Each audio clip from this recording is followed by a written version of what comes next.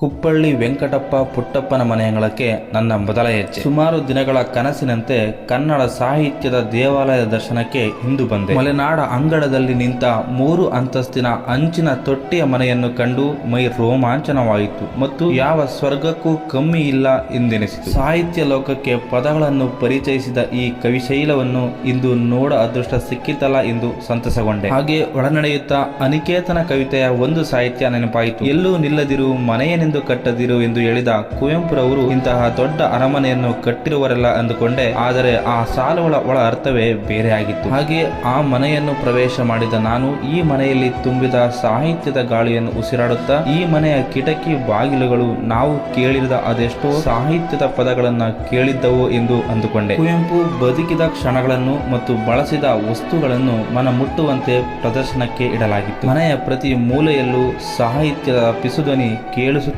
ಇತ್ತು. 3ನೇ ಮಹಡಿಯಲ್ಲಿ ಕೂತು ಮಲೆನಾಡ ಸಿರಿಯನ್ನು ಸವಿಯುತ್ತಾ ಸಾಹಿತ್ಯ ರಚನೆ ಮಾಡುವ ಕಲೆ ಅವರಿಗಿತ್ತು ಎನ್ನುವುದು ಆ ವಾತಾವರಣ ಸಾರಿ ಸಾರಿ ಹೇಳುತ್ತಿತ್ತು. ಕುವೆಂಪುರವರನ್ನು ನೋಡೋ ಭಾಗ್ಯ ಇಲ್ಲದಿದ್ದರೂ ಅವರ ನೆನಪುಗಳನ್ನು ಮೆಲುಕು ಹಾಕುವ ಅವಕಾಶ ಸಿಕ್ಕಿತಲ್ಲ ಎಂದು ಅಂದುಕೊಂಡೇ ಈ ಮನೆಯನ್ನು ಒಂದು ಸುತ್ತು ಹಾಕಿದೆ. ವಿಶ್ವಮಾನವನಿಗೆ ರಾಷ್ಟ್ರ ಪ್ರಶಸ್ತಿ ಬಂದರೂ ಎಷ್ಟು ಸರಳವಾಗಿ ಬದುಕಿ ಅಳಿದರು ಎಂಬ ಪ್ರಶ್ನೆ ಕಾಡಿತು. ಇದೆಲ್ಲ ನೋಡಿದ ಮೇಲೆ ಇವರ ಕಾಲಗತದಲ್ಲಿ ನಾನು ಜೀವಿಸಬಾರದಿತ್ತೆ ಎಂದು ಮನಸ್ಸಿನಲ್ಲೇ ಅಂದುಕೊಂಡೇ ಹೊರಬಂದೆ. ಸಾಹಿತ್ಯ ಲೋಕಕ್ಕೆ ಎಷ್ಟೋ ಪದಗಳನ್ನು ಪರಿಚಯಿಸಿದ ರಾಷ್ಟ್ರಕವಿ, ನಾಡಕವಿ, ನಾಡಗೀತೆ ರಚನೆಕಾರ ವಿಶ್ವಮಾನವ ಕುವೆಂಪು ಅವರ ಕವಿಶೈಲವನ್ನು ನೋಡಲು ಮನಮೋಹಕವಾಯಿತು. ಈ ಕವಿಶೈಲವನ್ನು ವರ್ಣಿಸಲು ಮತ್ತೆ ಕುವೆಂಪುರವರೇ ಹುಟ್ಟಿ ಬರಬೇಕು ಎನಿಸಿತು. ಸಾಹಿತ್ಯದ ಗಮ್ಮ ಹೇಗಿರುತ್ತೆ ಎಂದು ಅನುಭವಿಸಲು ಇಲ್ಲಿಗೆ ಬರಬೇಕಾಗಿತ್ತು. ಊರಿನ ಪ್ರಯಾಣ ದೂರವಿರುವುದರಿಂದ ಹೊರಡಲು ಅನಿವಾರ್ಯವಿತ್ತು. ಹೋಗಲು ಮನಸ್ಸಾಗದೆ ಬಾರದ ಮನಸ್ಸಿನಿಂದ ಇಲ್ಲಿಂದ ಹೊರಡಬೇಕಾಯಿತು. ಈ ಕವಿಶೈಲವನ್ನು ನನ್ನದೇ ಶೈಲಿಯಲ್ಲಿ ಬಿತ್ತರಿಸಿದ್ದೇನೆ. ಇಷ್ಟ ಆದರೆ ಅಕೌಂಟ್ನ ಫಾಲೋ ಮಾಡಿ,